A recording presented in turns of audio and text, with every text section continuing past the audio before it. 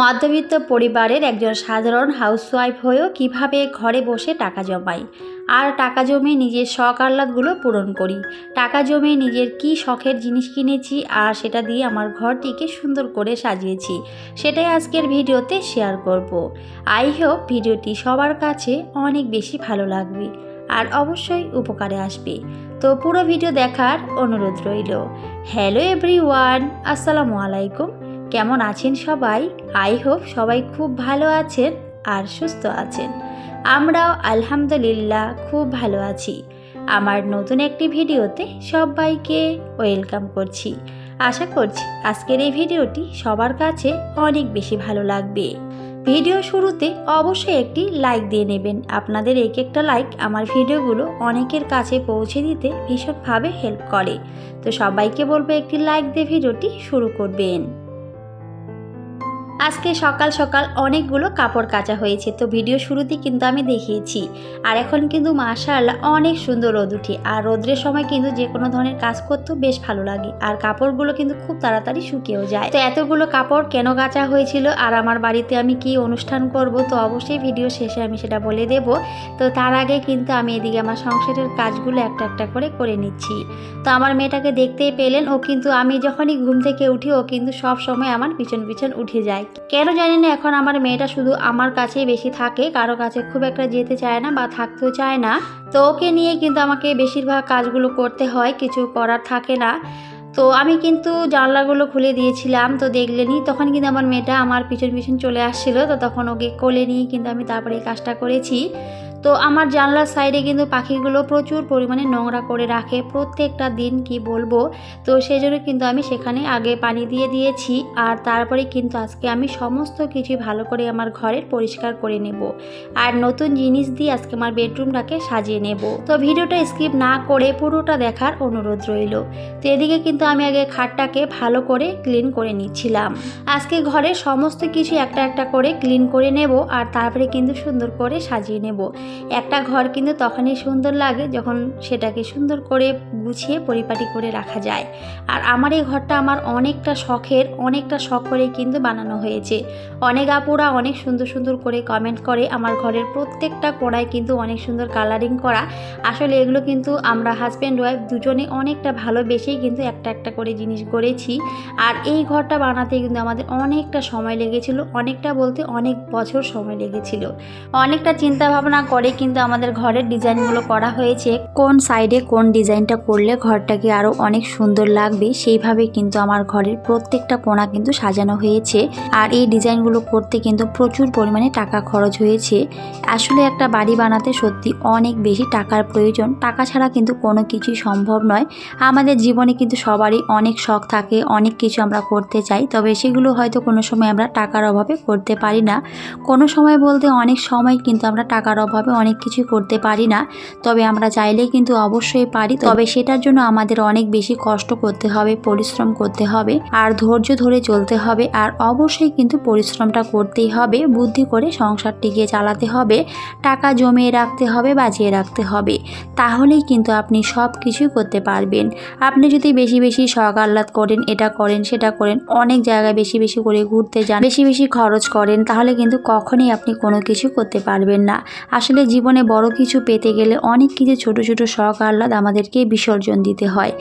যদি আপনি ছোট ছোট শখ আহ্লাদগুলোকে বিসর্জন দিতে না পারেন, তাহলে কিন্তু কখনোই বড় কিছু শখ আপনি কখনোই পূরণ করতে পারবেন না। আর এটাই কিন্তু সত্যি, বড় স্বপ্নগুলোকে বা শখগুলোকে পূরণ করতে গেলে ছোটোখাটো যে শখ আহ্লাদগুলো রয়েছে সেগুলোকে বিসর্জন দিতে হবে। সবার আগে সেগুলোকে জীবন থেকে বাদ দিয়ে দিতে হবে, তাহলে কিন্তু আপনি বড় কিছু করতে পারবেন। আর ছোট থেকেই কিন্তু শুরু করতে হয়, একবারে কিন্তু সবাই অনেক কিছু করতে পারে না, আর একবারে কিন্তু সবাই অনেক কিছুই করতে পারে না, সেটার জন্য অনেকটা সময় পার করতে হয়। সময় নিয়ে যদি আপনি একটা কাজ করেন বা একটু একটু করে টাকা জমিয়ে রাখেন, ইনশাল্লাহ একদিন সব কিছুই সম্ভব। সেটা কিন্তু আমি নিজেই তার প্রমাণ। আমার এই শখের বাড়িটাকে অনেকটা কষ্টে কিন্তু বানানো হয়েছে। আমাদের যে আহামরি অনেক টাকা ইনকাম হয় সেরকম কিন্তু না, আমরা কিন্তু খুবই সাধারণ মধ্যবিত্ত একটা পরিবারে থাকি। আমার হাজব্যান্ডের ইনকামও কিন্তু খুব একটা বেশি না, খুবই সামান্য আমাদের ইনকাম। তো সেইভাবে কিন্তু আমি খুব সুন্দরভাবে খুবই অল্প খরচে সবসময় আমার সংসারটিকে চালিয়ে নেওয়ার চেষ্টা করি। সংসারের প্রয়োজনের অতিরিক্ত কখনই কিন্তু আমি কোনো কিছুই করি না বা কোনো কিছুই কিনি না।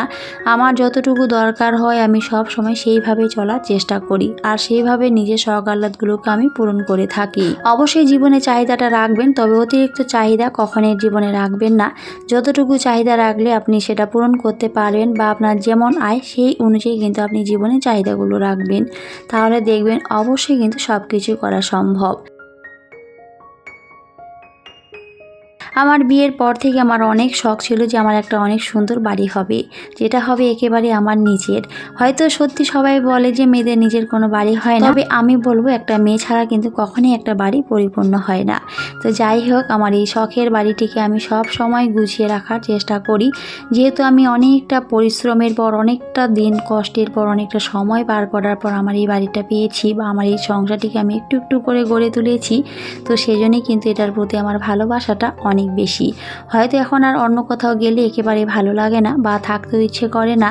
নিজের বাবার বাড়ি গেলেও কিন্তু আমার খুব একটা ভালো লাগে না, শুধু মনে হয় যে আমার বাড়িটা যে কী অবস্থায় রয়েছে, আমার ঘরগুলো যে কিভাবে রয়েছে, আমার জিনিসগুলো যে কিভাবে রয়েছে, শুধু এরকমই কিন্তু মনে হয়। আবার কিন্তু চলে আসি আমি এই বাড়িতে। আসলে সত্যি সংসারটা অনেকটা মায়ার একটা জায়গা, অনেকটা ভালোবাসার একটা জায়গা। প্রথমে হয়তো আমরা এগুলো বুঝতে পারি না, তবে যখন বিয়ের দীর্ঘ সময় পার হয়ে যায় তখন কিন্তু আমরা অনায়াসে এগুলো ভালোভাবেই বুঝতে পারি। তো যাই হোক, আমার বিবাহিত জীবনে 10 বছর কমপ্লিট হয়ে গেছে, তো সেই জন্য কিন্তু আমি খুব ভালো করেই বুঝতে পারি। তো ভিডিও শুরুতে যে কথাটি বলেছিলাম যে আমি কিভাবে একজন সাধারণ হাউসওয়াইফ হয়েও কিন্তু আমার সংসারের ছোটোখাটো শখ আহ্লাদগুলো আমি পূরণ করি। তো অনেক দিন আগে কিন্তু আমি একটা ভিডিওতে দেখিয়েছিলাম যে আমি একটা বেডশিট কিনেছি, আর যেটা আমার অনেক শখের একটা বেডশিট ছিল, আমার কাছে অনেক ভালো লেগেছিল। তো সেটা কিনেছিলাম, তো আমি ভেবেছিলাম যে এটা এখন দেবো না। তার আগে কিন্তু আমি আরেকটা বেডশিট কিনেছিলাম, তো সেটাই কিন্তু দেওয়া ছিল। তো এটা আর দেওয়া হয়নি, এটা রেখে দিয়েছিলাম। তো ভেবেছিলাম যখন কোনো অনুষ্ঠান করব তখন কিন্তু এটা আমি দিয়ে দেব। আর এই যে আজকে কিন্তু আমার সেই শখের বেডশিটটা দিয়ে আমি আমার ঘরটিকে সুন্দর করে সাজিয়ে নেব। আসলে ঘরের যদি একটা জিনিস চেঞ্জ করা যায়, দেখবেন ঘরের লুকটা পুরোপুরি কিন্তু চেঞ্জ হয়ে যায়। তো আমার এই ভাইরাল বেডশিটটাকে দিয়ে কিন্তু আজকে আমি আমার ঘরটিকে সুন্দর করে সাজিয়ে নিচ্ছি, আর সেইটি আপনাদের সাথে শেয়ার করছি। তো বেডশিটের কালারটা আমার কাছে তো অনেক বেশি সুন্দর লাগছিল। তো আপনাদের কার কাছে কেমন লেগেছে সবাই অবশ্যই কমেন্টে জানাবেন। আপনাদের কমেন্টগুলো কিন্তু আমার অনেক ভালো লাগে, অনেকটা আনন্দ সহকারে আমি সবার কমেন্ট পড়ি। আর এই যে নীল কালারের উপরে সাদা ফুলগুলো এত সুন্দর লাগছিল, সত্যি আমার ঘরটিকে একেবারেই ফুটিয়ে তুলেছে। আমার কাছে অনেক বেশি ভালো লাগছিল। আর আমার এই ঘরটা আমার অনেকটা শান্তির একটা জায়গা, যেহেতু আমি অনেক বেশি ঘরে থাকতে পছন্দ করি, তো সেই জন্য কিন্তু আমার ঘরের একটু সামান্য পরিবর্তন করলেই কিন্তু আমার ঘরটাকে আমার কাছে অনেক বেশি ভালো লাগে আর অনেকটা শান্তি পাই। আমি কিন্তু সব সময় এভাবেই আমি আমার শখের সংসারটিকে একটু একটু করে গড়ে তুলেছি। তবে সবটাই কিন্তু আমার অনেকটা ধৈর্য, পরিশ্রম আর সময় পার করে কিন্তু পেয়েছি। আমি কিন্তু অনেক ভিডিওতে এগুলোর কথা বলে থাকি। আসলে যারা সংসারে এসে সব কিছুই পেয়ে যায় তারা কিন্তু হয়তো এতটাও খুব একটা গুরুত্ব বোঝে না। তবে যারা একটা সংসারে এসে তিল তিল করে সমস্ত কিছু জিনিস গড়ে তোলে, তারাই কিন্তু খুব ভালো করে একটা সংসারের মর্ম বুঝে। তো আমিও যেহেতু আমার সংসারে আসার পরে এভাবেই আমার সংসারের প্রত্যেকটা জিনিস আমি গড়ে তুলেছি একটা একটা করে, অনেকটা কষ্ট, অনেকটা ধৈর্য আর পরিশ্রমের পর। তো সেই জন্য কিন্তু আমার এই সংসারের প্রত্যেকটা জিনিস আমার কাছে অনেক বেশি স্পেশাল। আমি সব সময় অল্প অল্প করে টাকা জমিয়ে রাখি, আর সেগুলো দিয়ে কিন্তু আমি আমার শখের জিনিসগুলো কিনে থাকি। এর আগে যে বেডশিটটা কিনেছিলাম সেটাও কিন্তু আমার অনেক শখের একটা বেডশিট, যেটাকে সবাই অনেক বেশি পছন্দ করেছে আর অনেক সুন্দর সুন্দর করে কমেন্ট করেছে। আর এই বেডশিটটাও কিন্তু আমার কাছে অনেক বেশি পছন্দের। আর এই বেডশিটটা কিন্তু আমি খুবই অল্প টাকায় কিনেছিলাম। তো যখন অফার থাকে তখনই কিন্তু আমি জিনিসগুলো কেনার চেষ্টা করি, যেটা আমার অনেক বেশি দরকার সেই জিনিসগুলো কিন্তু আমি কিনে থাকি। আমি প্রয়োজনের অতিরিক্ত কখনই কোনো কিছু কিনি না। তো এই বেডশিটে কিন্তু 6টা কম্বো ছিল। তো দেখতেই পাচ্ছেন এখানে কিন্তু একটা বেডশিট, তার সাথে 2টা পিলো কভার আর 3টা অনেক কিউট কিউট কুশন ছিল, যেটা আমার কাছে অনেক বেশি সুন্দর লাগছিল। তো যাই হোক, সেটা দিয়ে কিন্তু আজকে আমি সুন্দর করে আমার বেডরুমটাকে সাজিয়ে নিয়েছি। আর এই ছোট্ট একটা জিনিস পরিবর্তন করাতে সত্যি ঘরের লুকটা একেবারেই চেঞ্জ হয়ে গেছিলো। আমার কাছে তো অনেক বেশি ভালো লাগছিল। হয়তো আমি অনেক বারবার এই কথাটাই বলে ফেলছিলাম, কেন জানি না, সত্যি আমার কাছে অনেক বেশি সুন্দর লাগছিল। ওই যে বললাম, আমি কিন্তু ঘরে থাকতেই অনেক বেশি পছন্দ করি, তো সেই জন্যই কিন্তু আমি বারবার সেই একটা কথাই বলছি। আপনারা কেউ কিছু মনে করবেন না, আপনাদের কাছে হয়তো এটা খুবই সামান্য কিছু, সত্যি বলতে আমার কাছে এটা অনেক বেশি। তো সেই জন্যই কিন্তু আমি বারবার করেই বলছি।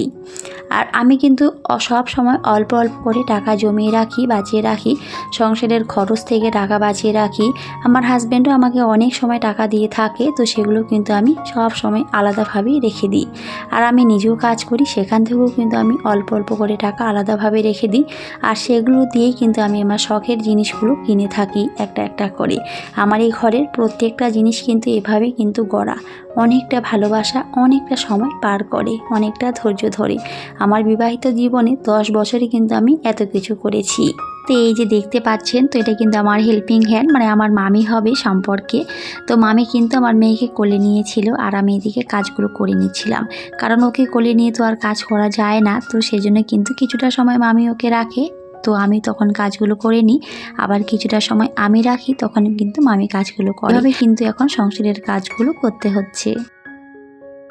মানুষ চাইলে সব কিছু করতে পারে, আপনার আয় যেমনই হোক না কেন, আপনি যদি সঠিকভাবে পরিকল্পনা করে একটা সংসার চালান, সঠিকভাবে যদি একটা সংসারে চলেন, তাহলে অবশ্যই সব কিছুই সম্ভব। আমি কিন্তু তার বাস্তব প্রমাণ। আমি যা কিছু বলছি একেবারেই সত্যি বলছি। আমার আগের চ্যানেলে যারা ভিডিওগুলো দেখেছে তারা কিন্তু সবাই জানে, আগে আমার সংসারে কোনো কিছুই ছিল না, সমস্ত কিছুই কিন্তু আমি একটা একটা করে গড়েছি। তো মানুষের জীবনে যখন টাকা থাকে, সত্যি টাকা দিয়ে সব কিছুই সম্ভব। টাকা থাকলে কিন্তু আপনি সব কিছু করতে পারবেন, নিজের শখ আহ্লাদগুলোকেও অনায়াসেই পূরণ করতে পারবেন।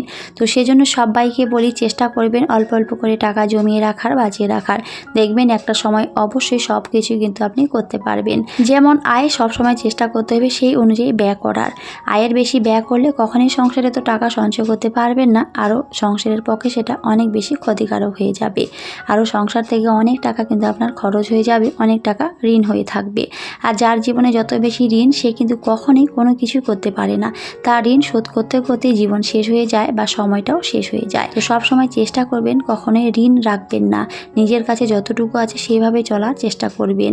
একটু কম খাবেন, কিন্তু কখনো ঋণ করবেন না। ঋণ করাটা জীবনে অনেক বেশি ক্ষতিকারক একটা জিনিস, সেটা আমি বলবো। যদি আপনার অনেক বেশি টাকার প্রয়োজন হয়, কোনো একটা বাড়ি বানাবেন বা অনেক বড় কিছু কিনবেন, তখন যদি আপনাকে ঋণ করে কিছু করতে হয়, সেটা করতে পারেন, তবে অবশ্যই সেটাকে পরিশোধ করে দেওয়ার চেষ্টা করবেন খুবই অল্প সময়ে। বেশি সময় নেবেন না, এতে কিন্তু আরও টাকার পরিমাণটা পরে বেড়ে যায়। আর আমার এত কিছু পরিষ্কার পরিচ্ছন্ন করার একটাই কারণ, যদিও আমি প্রতিদিন এগুলো কাজ করে থাকি, তো আজকে কিন্তু আমি সমস্ত কিছু একটু ভালো করেই পরিষ্কার করেছি।